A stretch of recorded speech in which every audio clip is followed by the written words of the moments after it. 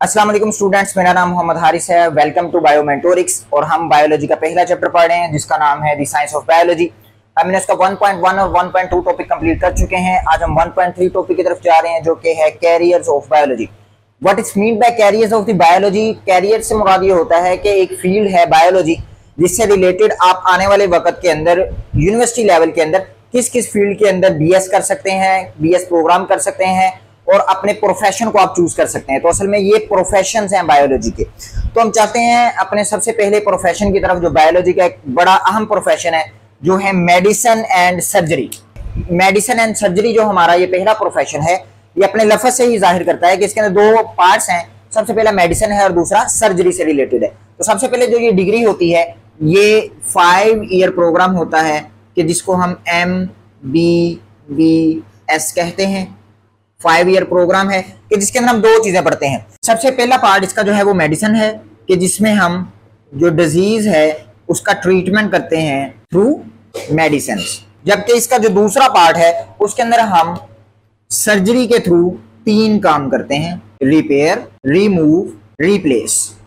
तो पहले 3 काम जो है सर्जरी के अंदर किए जाते हैं, जो एक सर्जन करता है, जो सर्जन परफॉर्म करता है, उसके अंदर 3 काम है: रिपेयर, रिमूव, रिप्लेस। तीनों की हम एग्जांपल देखते हैं। फॉर एग्जांपल, अगर एक पर्सन को किडनी का प्रॉब्लम है और वो किडनी का जो प्रॉब्लम है वो अब इतना ज्यादा नहीं है, तो डॉक्टर उसको मेडिसिन सजेस्ट करेगा कि मेडिसिन के थ्रू जो है उसकी इस प्रॉब्लम को सॉल्व किया जाए। लेकिन अगर वो प्रॉब्लम ज्यादा बढ़ती है तो उसको रिपेयर करने के लिए बॉडी को ओपन किया जाएगा और उसको रिपेयर किया जाएगा। तो ये एज एग्जांपल आपको हमने दी है। उसके बाद आता है रिमूव। रिमूव के अंदर सबसे अच्छी जो एग्जांपल है वो अपेंडिक्स की एग्जांपल है। अपेंडिक्स क्या है? अपेंडिक्स लार्ज इंटेस्टाइन का एक छोटा सा पार्ट है जो जो इन्फ्लेम कर जाता है, जो किसी इन्फेक्शन की वजह से या उसके अंदर कोई मटेरियल जब एक्यूमुलेट हो जाता है, उसके अंदर जमा हो जाता है कोई मटेरियल, तो इन्फ्लेम कर जाता है और पेन, हाईली पेनफुल होता है ये। तो उसके अंदर फिर जो सर्जन है वो अपेंडिक्स का जो पार्ट है लार्ज इंटेस्टाइन के अंदर उसको रिमूव कर देते हैं। तो ये 2 एग्जांपल्स हो गए। आखिरी है रिप्लेस। तो रिप्लेस के अंदर क्या किया जाता है? फॉर एग्जांपल, अगर एक पर्सन है, जिसमें हमने किडनी की पहले एग्जांपल ली है, अगर उसकी किडनी खराब है तो रिप्लेस की जा सकती है। कोई और डोनर होता है और ये एक बंदा एक्सेप्टर होता है, उसकी किडनी उसके अंदर रिप्लेस की जाती है, किडनी को रिमूव कर दूसरी किडनी को ऐड किया जाता है। तो हम अपनी दूसरी डिग्री की तरफ आते हैं, दूसरी प्रोफेशन की तरफ आते हैं कि जिसका नाम है डेंटिस्ट्री। 4 ईयर प्रोग्राम है, 4 साल ये डिग्री होती है।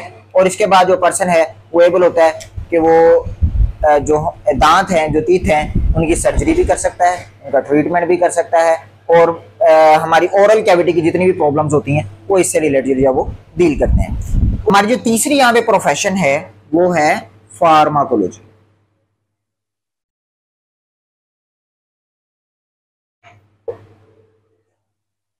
फार्माकोलॉजी हमने ये अभी प्रीवियस लेक्चर जो था हमारा उसके अंदर हमने ये देखा था कि फार्माकोलॉजी वो जो है एक ब्रांच है बायोलॉजी की कि जिसके अंदर हम ये देखते हैं कि मेडिसिन क्या सजेस्ट की जा सकती हैं, उनके केमिकल फॉर्मूलास क्या हैं, उनकी डिस्कवरी क्या है, ये सारी चीजें हमने देखी थी। तो फार्माकोलॉजी एक अलग से फील्ड है, ये भी 4 ईयर प्रोग्राम है। तो जो फार्माकोलॉजी है ये भी बीएस प्रोग्राम है और इसके अंदर हम इसको या तो डी फॉर्म कहते हैं या तो बैचलर बीएस इन फार्मेसी कहते हैं। तो ये दोनों चीजें इनको कहा जाती हैं। इसके अंदर मेडिसिन की स्टडी होगी, इसके अंदर मेडिसिन डिजीज के लिए कौन सी मेडिसिन सजेस्ट की जा सकती है, इस पर हमने पिछले लेक्चर के अंदर भी बात की थी। हम चलते हैं अपनी अगली फील्ड की तरफ। हमारी जो नेक्स्ट फील्ड है, जो कैरियर ऑफ बायोलॉजी है, 4th है, इसको हम कहते हैं फिजियोथेरापिस्ट।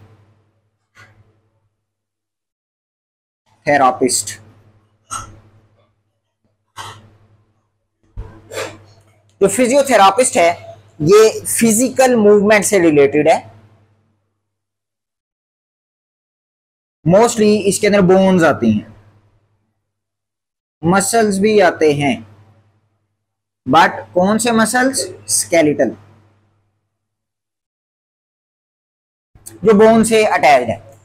तो अब इसके अंदर क्या क्या चीज आएगी?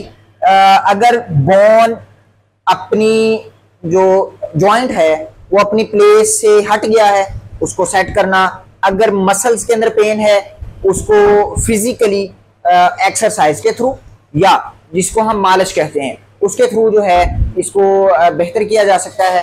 तो ये जो फिजियोथेरापिस्ट है ये प्रॉपर एक डिग्री है। पहले यानी कि हमारे देहात के अंदर, हमारे गांव के अंदर इसको आमतौर पे मालसिया कहा जाता था ये, लेकिन अब जो है इसको प्रॉपर फिजियोथेरापिस्ट एक डिग्री है। फिजियोथेरापिस्ट के अंदर, फिजियोथेरापी के अंदर हमारे पास मसाज भी आ जाता है जिसको हम मालिश कहते हैं।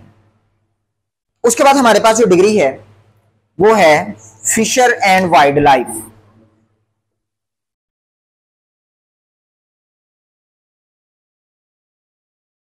फिशर जो है ये फिश से रिलेटेड है।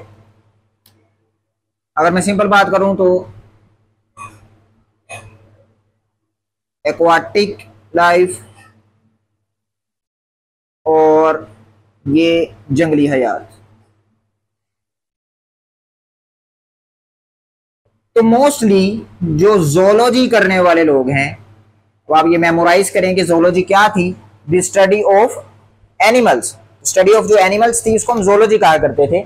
तो जिन्होंने बीएस जोलॉजी किया है वो इन तमाम चीज़ों को पढ़ते हैं और फिर वो इस प्रोफेशन में एडअप हो सकते हैं। आप जानते हैं कि हर कंट्री के अंदर एक बहुत बड़ी इंडस्ट्री या बहुत बड़ी फील्ड जो है वो फिश से रिलेटेड है, बहुत बड़ी मार्केट है और ये पूरी दुनिया के अंदर खाई जाती है। तो इसकी फार्मिंग, इसको किस तरह से, इसको क्या माहौल चाहिए, कौन सी फिश किस एनवायरनमेंट में ग्रो करेगी, सारा का सारा। और फिर वाइल्ड लाइफ से रिलेटेड जंगली हयात जो हैं जो जू के अंदर हम देखते हैं उनकी किस तरह से हमने उनको उनकी बेटरमेंट के लिए काम करना है, उनका जो जंगल है, जो असल में उनका घर है, उसको हम किस तरह से बेहतर बना सकते हैं। तो ये सारी की सारी चीजें इसके अंदर आ जाएंगी। उसके बाद आती है हमारी अगली फील्ड, वो है एग्रीकल्चर।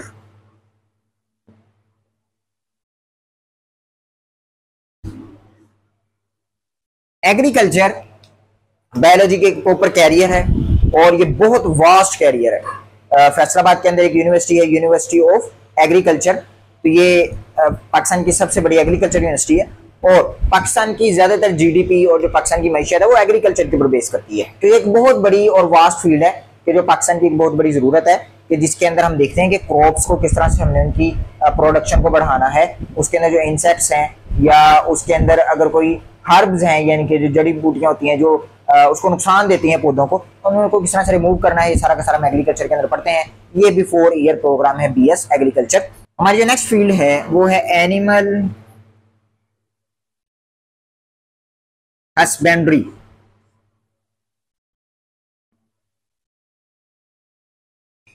एनिमल जानवरों को कहते हैं, हस्बेंड्री असल में उनकी केयर को कहते हैं। तो हमारे पास जो बहुत सारे एनिमल्स हैं उनकी केयर किस तरह से की जा सकती है, उनकी ब्रीडिंग यानी कि स्पेसिफिक जो उनकी एक नस्ल है। मिसाल के तौर पर अगर हम रहते हैं तो जो हमारे पास मुर्गे हैं उनके अंदर रोस्टर एक अलग नस्ल है, उसके बाद लेयर्स एक अलग नस्ल है। इस तरह से बहुत सारी हमारे पास ब्रीड्स हैं। तो उनकी प्रॉपर प्रोडक्शन करवाना, उनको प्रॉपर एनवायरनमेंट देना, उनकी केयरिंग करना और उनको प्रॉपर माहौल देना, ये सारा का सारा जो है एनिमल हस्बेंड्री फील्ड के अंदर आता है। ये भी बीएस प्रोग्राम है। अगर हम हॉर्टिकल्चर की प्रॉपर डेफिनेशन देखें तो जो हमारे पास फ्रूट्स हैं, हमारे पास फ्लावर्स हैं, हमारे पास आपकी बुक में लफ्ज है ऑर्नामेंट फ्लावर्स। ऑर्नामेंट फ्लावर्स किनको कहते हैं? ऐसे फ्लावर्स के जो खूबसूरत लगें और उनको एज अ ब्यूटी के लिए यूज किया जाता हो। तो हॉर्टिकल्चर असल में ये ब्यूटेशन फील्ड है कि कोई रोड है, कोई पार्क है, उसको किस तरह से हम जो है उसको खूबसूरत शो करवा सकते हैं। तो इसके अंदर उसके अंदर मुख्तलिफ फ्रूट्स के, मुख्तलिफ जो है ना पौधों के और मुख्तलिफ जो है फ्लावर से रिलेटेड जो है हम उसके अंदर दरख्त जो है वो लगाएंगे। और पाकिस्तान के अंदर एक प्रॉपर इदारा है जिसको हम PHA कहते हैं, पाकिस्तान हॉर्टिकल्चर अथॉरिटी। तो ये जो है पार्क्स हैं, उसके बाद रोड्स के ऊपर जितनी डेकोरेशन की जाती है प्लांट से रिलेटेड, तो सारा का सारा जो है वो यही महकमा देखता है। तो ये बीएस हॉर्टिकल्चर एक अलग से प्रोग्राम है, बीएस प्रोग्राम। उसके बाद हम चलते हैं, हमारी जो नेक्स्ट फील्ड है वो है फोरेस्टी। फोरेस्टी जो है फॉरेस्ट से रिलेटेड है। तो हर कंट्री का एक बहुत बड़ी जरूरत है वो फॉरेस्ट है। क्यों जरूरत है कि जो फॉरेस्ट है वो जगह सबसे बड़ी जगह होती है कि जहां पे ऑक्सीजन की प्रोडक्शन हो रही होती है। ऑक्सीजन लाइफ के लिए बहुत ज्यादा जरूरी है, एटलीस्ट प्लांट्स के लिए भी जरूरी है और ह्यूमन के लिए और एनिमल्स के लिए तो है ही, वाइल्ड लाइफ के लिए भी। तो फॉरेस्ट एक कंट्री का बहुत बड़ा पार्ट होना चाहिए फॉरेस्ट से रिलेटेड। तो इसके अंदर बीएस फॉरेस्ट्री एक प्रॉपर डिग्री है। इसके अंदर क्या क्या चीज आ जाएगी कि किस तरह से फॉरेस्ट को, आर्टिफिशियल फॉरेस्ट को भी किस तरह से आप डेवलप कर सकते हैं, जो नेचुरल फॉरेस्ट है उनकी किस तरह से देखभाल की जा सकती है और उसकी प्रॉपर जो है उसके ऊपर ऑब्जर्वेशन करना कि कोई इसको खराब तो नहीं कर रहा। अगर फॉरेस्ट खराब होगा तो उसके अंदर मौजूद जो है एनिमल्स हैं उनकी जो है हेल्थ के ऊपर भी इश्यूज आएंगे और वो भी एक्सटिंक्ट होना शुरू हो जाएंगे और वो भी एंडेंजर्ड स्पीशी के अंदर आ जाएंगे। अब एक्सटिंक्ट और एंडेंजर्ड स्पीशी क्या होता है आप अगले चैप्टर के अंदर पढ़ेंगे। तो फॉरेस्ट्री के अंदर फॉरेस्ट से रिलेटेड जितने भी हम उसके अंदर एनिमल्स जो रहते हैं उसके अंदर आर्टिफिशियल फॉरेस्ट को लगाना, ये सारा का सारा जो है इस फील्ड के अंदर आ जाता है। उसके बाद जो हमारी नेक्स्ट फील्ड है, हमारी जो नेक्स्ट फील्ड है वो है फार्मिंग। अच्छा, ये फार्मिंग जो है ये एनिमल्स की भी की जा सकती है, ये प्लांट्स की भी की जा सकती है। अब कोई प्लांट है मिसाल के तौर पर मुख्तलिफ फ्रूट्स हैं तो हम उनकी अलग से कहेंगे जी ये फलां फ्रूट का फॉर्म है, ये फलां सब्जी का फॉर्म है। तो ये प्लांट्स की तरह अलग से फार्मिंग की जाती है, उनको प्रॉपर एनवायरनमेंट दिया जाता है, उनको न्यूट्रिएंट्स दिए जाते हैं और उनकी प्रोडक्शन करवाई जाती है। इसी तरह एनिमल्स है, इसके एक बहुत अच्छे एग्जांपल कि जो हमारे यहाँ पे पोल्ट्री फार्म होते हैं, या हमने अभी बात की थी फिश से रिलेटेड, तो फिश के जो फार्म्स होते हैं तो वहां पर जो है ये जो फार्मिंग है यहाँ पर हम उन एनिमल्स को, हैन है या फिश है या आइदर हमारे पास जो हायर एनिमल्स हैं कि जिनका जो है गोश्त है वो इस्तेमाल किया जाता है, जिसमें गाय है और ये जो जानवर हैं और प्रॉपर जो मिल्किंग एनिमल्स हैं जिस तरह गाय है और बकरियां हैं, तो उनकी प्रॉपर जो है फार्मिंग की जाती है और बहुत बड़ी इंडस्ट्री है इसके ऊपर। उसके बाद हमारे पास एक बड़ी ही इंपॉर्टेंट फील्ड और बड़ी ही न्यू फील्ड जो बायो के अंदर नई आ रही है वो है बायो टेक्नोलॉजी। 1.2 के अंदर भी कुछ इससे रिलेटेड बात हुई थी। तो बायोटेक्नोलॉजी दो चीजों से रिलेटेड है, बायोलॉजी से और टेक्नोलॉजी। तो हम क्या करते हैं, हम इसके अंदर एक ऑर्गेनिज्म को यूज करते हैं for the betterment of the Mankind. Mankind को हम किस तरह से बेटर चीज प्रोवाइड कर सकते हैं, ये बायोटेक्नोलॉजी है। तो इसके अंदर बहुत सारी फील्ड्स हैं, बहुत सारी चीजें इसके अंदर प्रोड्यूस करवाई जा सकती हैं, मुख्तलिफ प्रोटीन्स प्रोड्यूस करवाई जा सकती हैं, इंसुलिन प्रोड्यूस करवाई जा सकती है जो हमने पिछले लेक्चर के अंदर मेंशन किया था। इस तरह और भी बहुत सारी चीजें हैं तो जो हम through bacteria, through fungi, fungus जो है हम वो प्रोड्यूस करवा सकते हैं in the field of biotechnology. Process क्या है, किस तरह से होती है, बहुत कॉम्प्लेक्स चीज है, लेकिन हम ये पढ़ेंगे। लेकिन अगली आपके जो चैप्टर्स आएंगे उसके अंदर बायोटेक्नोलॉजी से रिलेटेड चैप्टर होगा, उसके अंदर हम इस चीज को देखेंगे तो उसका क्या प्रोसेस होता है, किस तरह से बैक्टीरिया, किस तरह से फंगस को यूज किया जा सकता है बायोटेक्नोलॉजी के अंदर। अभी सिर्फ आप इतना याद रखें कि बायोटेक्नोलॉजी जो हमारे पास माइक्रो ऑर्गेनिजम्स हैं लाइक फंगस है या बैक्टीरिया है, उनको हम यूज करते हैं for the betterment of the Mankind, कि किस तरह से हम उनको फैसिलिटेट कर सकते हैं। हमारी आज की जो लास्ट फील्ड है, हमारी आज की लास्ट फील्ड जो है वो है फोरेंसिक।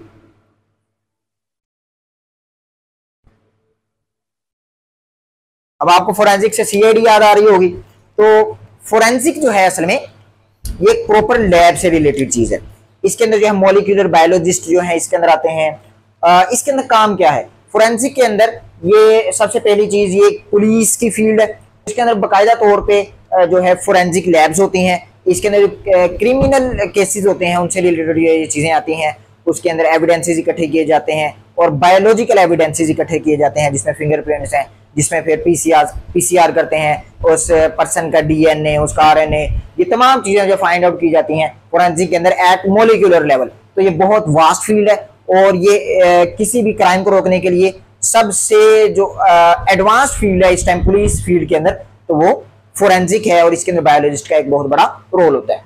तो ये कुछ कैरियर्स थे कि जो बायोलॉजी से रिलेटेड थे, तो जो हमने आज 1.3 टॉपिक के अंदर पढ़े हैं। इनसे रिलेटेड अगर आप बुक पढ़ते हैं, आपको कोई कंफ्यूजन होती है तो आप कमेंट में पूछ सकते हैं और लाजमी पूछें क्वेश्चन हमसे, हम इंशाल्लाह आपको आंसर्स करेंगे। तो ये आज हमने जो टॉपिक पढ़ा है द कैरियर्स ऑफ बायोलॉजी, और इंशाल्लाह मिलते हैं हम अपने अगले लेक्चर के अंदर। अस्सलाम वालेकुम।